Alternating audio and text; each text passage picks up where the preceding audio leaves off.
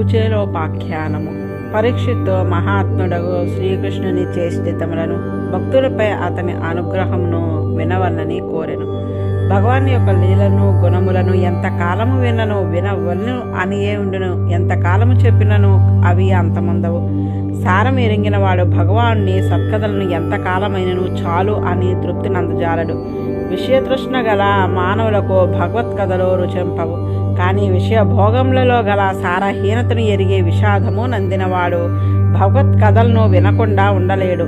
అనంత పూర్ణుడగు భగవంతుని గుణములను కీర్తించడి వాక్కే వాక్కు, భగవత్ పరిచర్యలను చేయు హస్తములే హస్తములు.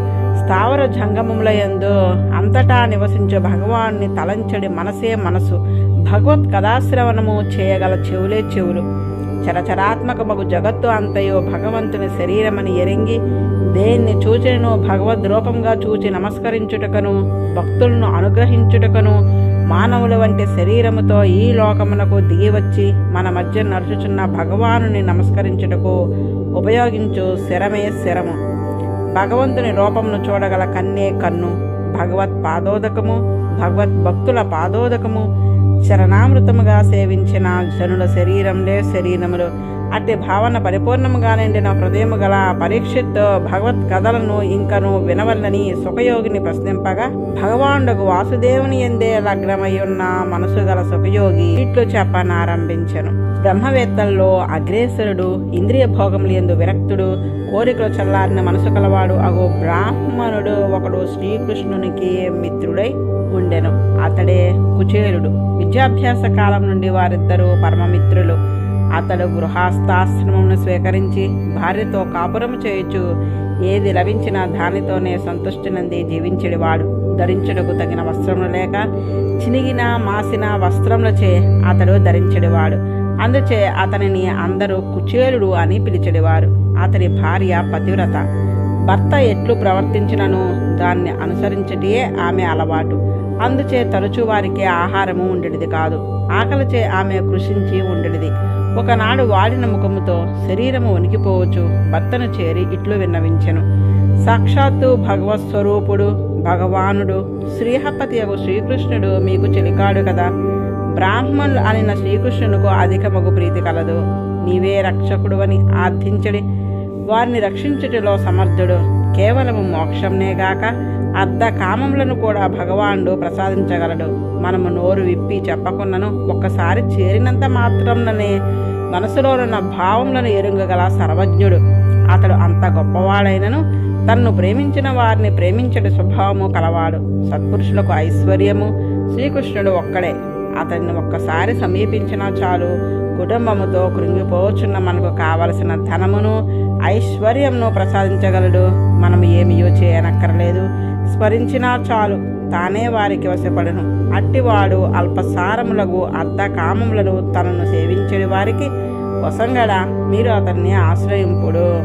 ఇట్లు భార్య చెప్పగా సుకుమారముగు మనసుతో కుచేలుడు క్షుద్రములకు ధనధాన్యములకే జగద్గురువుకు శ్రీకృష్ణుని ఆశ్రయించుటయా అని సంకోచముచో కొంతకాలం ఊరకుండెను. ఆమె కుటుంబం పడుచున్న బాధను సహింపలేక భర్తను మరలా ప్రార్థించెను. కుచేలుడు ధనధాన్యములను అర్థించలేకపోయినను శ్రీకృష్ణుని దర్శించుటే పరమభాగ్యము కదా. ద్వారకకు వెళ్లి శ్రీకృష్ణుని దర్శించునని మనస్సులో తలంచి శ్రీకృష్ణ దర్శనమునకు వెళ్ళవలనని నిశ్చయించుకొనెను. చిన్ననాటి మిత్రుడు మహాపురుషుడు వారి దగ్గరకు వెళ్ళినప్పుడు రిక్తహస్తములతో వెళ్ళరాదు. ఏమైనా స్వామికి అర్పించుటకు ఉన్నచో అర్పించుము, వెళ్ళెదను అని భార్యతో పలికెను. ఇంట్లో ఏమీయూ లేవు. 4 ఇండ్లకు వెళ్ళి 4 పిడికిళ్ళు అటుకులు యాచించి తెచ్చి చినిగిన వస్త్రముతో ఎట్లో ఆ అటుకులను ముడివైచి శ్రీకృష్ణుడు కానుగా అర్పించుడని భర్తకు వసంగెను. కుచేలుడు ఆ అటుకులను పట్టుకొని ద్వారకకు బయలుదేరెను. కానీ మనసులో పేదవాడినగు నాకు కృష్ణ భవనంలోనికి ప్రవేశము ఎట్లు లభించును అని అనుకొనుచు ద్వారక చేరి 3 ప్రాకారములను దాటి 3 రక్షాస్థావరములను దాటి లోనికి ప్రవేశించెను. ఎవరునూ అడ్డు లేదు. ఆ ద్వారకలో యాదవులు అందకులు భవనములు శ్రీకృష్ణ భవనములో సదృశ్యములు అగునవి ఎన్నియో ఉన్నవి. అంతేకాదు 16,000 మంది శ్రీకృష్ణ మహిషీ భవనంలో ఉన్నవి. వాటిని అన్నిటినీ చూచుచూ ముందుకు నడిచెను. ఆ భవనంలో అన్నిటి మధ్య ప్రత్యేకమైన భవనము ప్రకాశించుచుండెను. అది ప్రత్యేకంగా ఉన్నది. ఆ భవనమే శ్రీకృష్ణ భవనము అని నిశ్చయం చేసుకుని శ్రీవైకుంఠంలో ప్రవేశించినట్లు బ్రహ్మానందముతో కుచేలుడు ప్రవేశించెను. శ్రీకృష్ణుడు ఆ భవనంలో లోపలి భాగంలో పర్యంకమున ఆసీనుడై ఉండెను. ఎదురుగా ఉన్న ద్వారంను దాటి కుచేలుడు లోనికి అడుగడగానే చూచి పరమానందముతో 2 చేతులతో కౌగలించుకొనెను. ప్రియుడగు మిత్రుడు, బ్రాహ్మణుడు, పరమసాధువు, బాల్యమిత్రుడు అన్ని ప్రీతితో గాఢాలింగనము చేసుకొని ఆనందపరుషుడే పొడరీకాక్షుడు కనుల వెంబడి ఆనంద బాష్పంలో ప్రసరింపచేసెను. స్వయముగా ఆసనంను కూర్చుండ చేసెను, ఆరాధించెను, పాదప్రక్షాళనం చేసెను. ఆ జలములను లోకపాండకు భగవానుడు శిరస్సును దాల్చెను. దివ్య చందనములను అలదెను. పరిమళములు గల ధూపమును దీపమును సమర్పించెను. పూజ చేసెను. నైవేద్యం అర్పించి తాంబూలమును సమర్పించి గోవును కానుకగా అర్పించి స్వాగతం పలికెను. కుచేలుడు మలినమగు శరీరంతో కృషించి ఉన్నాడు. నాడులనియో రక్తమాంసములు లేక శరీరం నందు పైకి కనపడుచున్నవి. ఆకలిచే నకనకాలాడుచున్నట్లు కనపడుచున్నాడు. అటు కుచేలుని కృష్ణుడు ఉపచారములతో వీవలతో సేవించుచుండెను. నిర్మలమగు కీర్తి గల పేద మురికి బ్రాహ్మణ్ణి అట్లా ఆరాధించు చూచి అంతఃపుర జనమంతయో ఆశ్చర్యపడుచుండెను. ఈ యాచకుడు దరిద్ర బ్రాహ్మణుడు ఏమి పుణ్యం చేసుకున్నాడో లోకమంతయో ఇతన్ని అనాధారణంతో చూచుచుండెను. కానీ త్రిలోక గురువుకు శ్రీకృష్ణుడు పర్యంకముపై తనతో కూర్చున్న శ్రీరూపిణి అయిన రుక్మిణిని దూరము చేసి ఇతనిని ఆలింగనం చేసుకుని కూర్చుండినాడు. సోదరుడు సోదరుని ఆలింగనం చేసుకున్నట్లు ఆలింగనము చేసుకుని కూర్చుండినాడు. అతని చేతులు వదలక పట్టుకుని చిన్ననాడు గురుకులంలో జరిగిన ముచ్చట్లు మాట్లాడగలుచుండరి. భగవానుడా కుచేలునిట్టు ప్రశంపసాగెను. మిత్రమా, గురువుగారికి దక్షిణ సమర్పించి గురుకులం నుండి వెళ్ళిన తర్వాత సమావర్తనము చేసుకుని తగిన భార్యను వివాహమాడితేవా? నీకు అనురూపాయిని ఉన్నదా? నీ మనసు కోరికలకు వశపడినది కాదు. ఇల్లు ఇల్లాలు నీ మనసునంతా ఆకర్షించి ఉండవు. తత్వజ్ఞానము గల నీవు ధర్మలను ఆర్జించి ఆనందమును పొందగలవాడువు కావు. కానీ కొంతమంది కోరికలు లేకపోయినను గృహస్థాశ్రమమును స్వీకరించి ఏ ఫలమును కోరక మోక్షమునకు అంగముగా నిత్య నైమితిక కర్మలను ఆచరించుచుందురు. సర్వజ్ఞుడు అయిన నేను కూడా లోక సంగ్రహమునకు గృహస్థాశ్రమమును స్వీకరించి వర్తించుచున్నాను కదా. అట్లే నీవును సత్వరజస్తమో గుణమయముగు ప్రకృతికి వశపడక ఉండి గృహస్థాశ్రమమును నడుపుచుందువని భావించెదను. మనమిద్దరము గురుకులంలో ఉన్న రోజులు గుర్తున్నావా? గురుకుల వాసనం చేసి ఎరుంగదగిన ధ్యానమును ఎరింగి అవిద్యను దాటి మోక్షము నందిదము కదా. గురుకుల వాసమే బ్రాహ్మణుకు సత్కర్మానుష్ఠానం చేయుటకు తగిన జ్ఞానమని ఉసంగును. జ్ఞానప్రదుడగు గురువే అందరికంటే అధికుడు. గురువు ఉపదేశించిన ధ్యానమును పొంది పురుషార్థములను ఎట్లు సాధించవలనో ఎనిగిన వారిలే వర్ణాశ్రమ ధర్మములను పాలించేవారు సంసార మహార్ణవమున సుఖముగా దాటగలవారు అగును. సర్వభూతాత్మకుడగు నేను గురు శుశ్రూష చేయుట చే తృప్తి చెందినట్లు యజ్ఞాచరణము గాని జన్మ గాని తపస్సు గాని ఇంద్రియ నిగ్రహము గాని అంతటి ప్రీతి కలిగింపవు. మనము గురువుగారు సాందీపురి వద్ద ఉన్నప్పుడు జరిగిన ఒక సంగతి జ్ఞాపకమున్నదా? గురుపత్ని ఇంతరమృతమని అడవికి మనలను పంపినది. మనము మహారణ్యంను ప్రవేశించితిమి. వర్షాకాలము కాకపోయినను హఠాత్తుగా భయంకరముగా గాలి వాన మెరుపులు ఉరుములు సంభవించినవి. అంతలో సూర్యుడు అస్తమించినాడు. చీకటి దిక్కులాన ఆవరించి ఉన్నది. వర్షం అధికమై ఎత్తు పొలంలో తెలియకుండా అంతయు జలమయమై ఉండెను. పెనుగాలి నీరు మనసు త్రోసివేయుచూ ఉండెను. మనము ఆ ప్రవాహంలో ఎటు వెళుచున్నామో తెలియక కంగారుతో ఒకరి చేతిని ఒకరు పట్టుకొని వనంలో నడుచుచుంటిమి. రాత్రి అంతయు గడిచినది. మనము దారి తెలియక తిరుగుచూ వచ్చుచుంటిమి. ఇంతలో మన గురువుగారు సాందీపుడు సూర్యుడు ఉదయించుచున్నాడని మనము ఇంకనూ రాలేదని వెతికి కొనుచూ ఎదురుగా వచ్చిరి. మనము చాలా భయభ్రాంతులమై కనపడితిమి. నాయనలారా, నా కొరకు ఎంత శ్రమ పడితిరి! అన్నిటికంటే ప్రియమైన దేహమును కూడా లెక్క చేయక నా సేవకై ఇంత శ్రమించిరి. యోగులకు శిష్యులో గురువు సంగిన ధ్యానమునకు ప్రత్యుపకారంగా ఏమి చేయగలరు? శరీరములను ప్రాణములను లెక్కసేయక నిర్మలమగు మనసుతో గురు కార్యమును నెరవేర్చుటయే గురు రుణము తీర్చుకునుట నేను సంతసించితిని. మీరు కోరిన కోరికలు అన్నీ తప్పక ఫలించును. నా నుండి నేర్చిన వేదములు ఎన్నడూ మరుపురాక మీకు భాషించుచుండును. ఐహిక అముషిక ఫలములను మీకు సమకూర్చగలను అనినారు. ఇట్లు గురువు యొక్క అనుగ్రహము ఆనాడు పొందితిమి.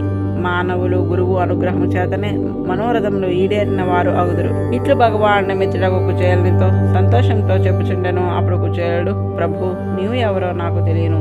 దేవదేవుడవు, జగద్గురువు, సత్యకాముడవు. అటు నీతో కలిసి గురుకులంన ఉండుట నా భాగ్యము. వేదం నీ శరీరము.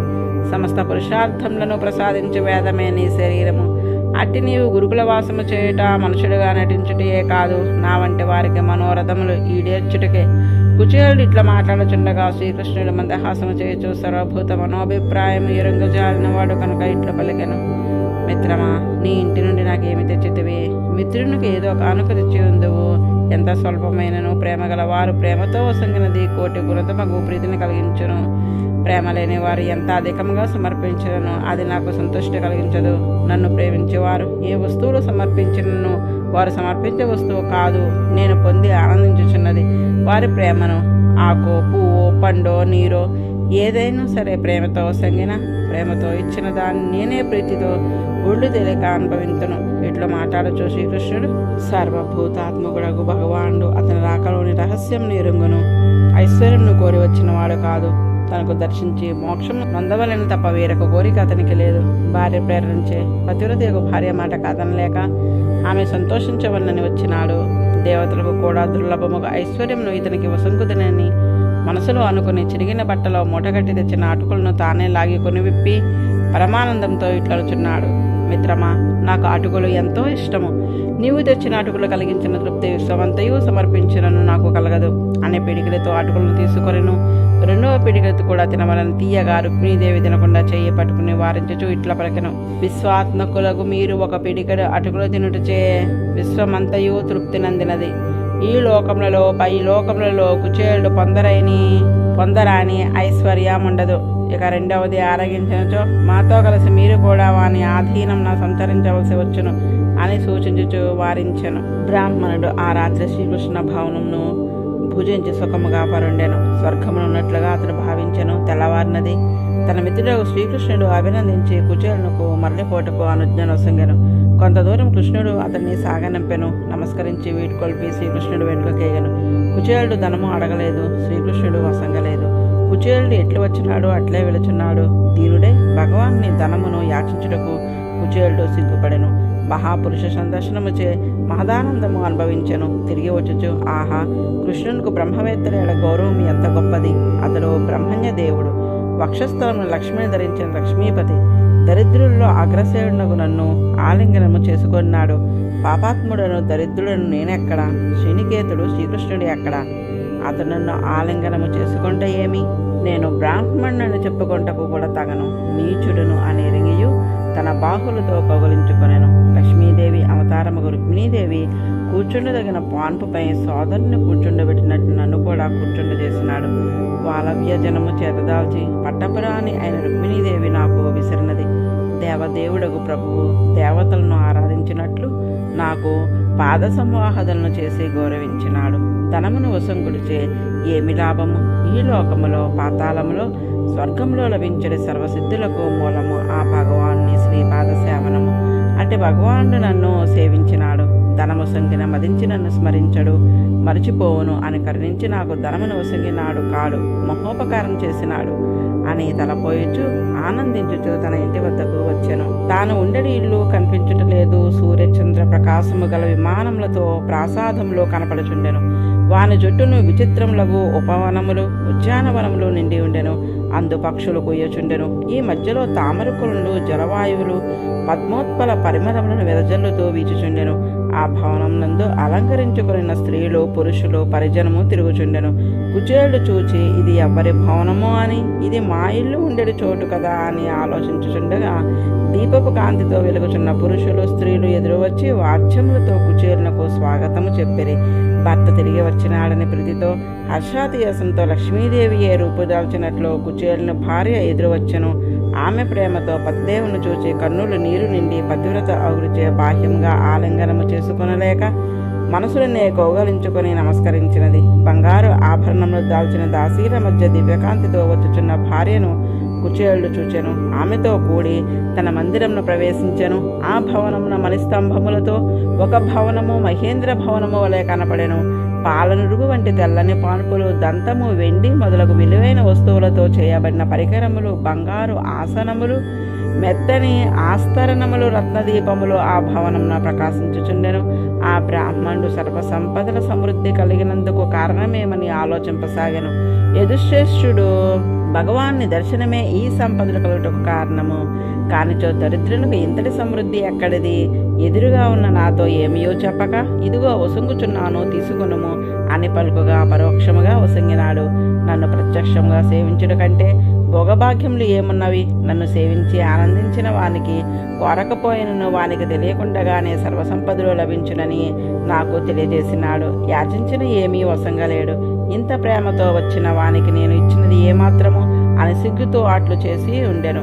మేఘము రాత్రివేళ అందరూ నిద్రించుచుండగా పెద్దగా వర్షించును. అట్టి స్వభావమే భగవానుది కూడా.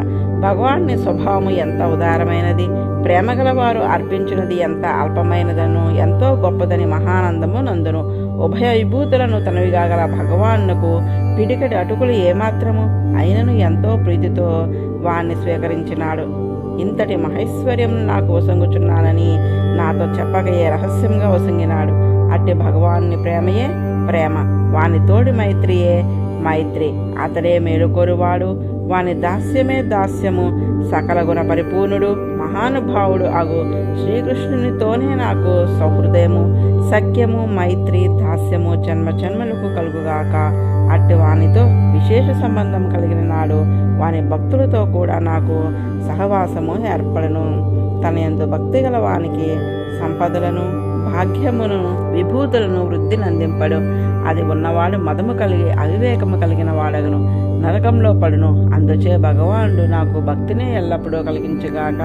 ఈ విధముగా వివేకము గలవాడై భగవంతుని యందు భక్తితో విషయములందు ఆసక్తి విడిచి మనసును బావుగా భగవత్ స్మరణమునే అభ్యసించుచు భోగములను భగవద్ అనుగ్రహమున భగవత్ కైంకర్యముగా అనుభవించుచుండెను.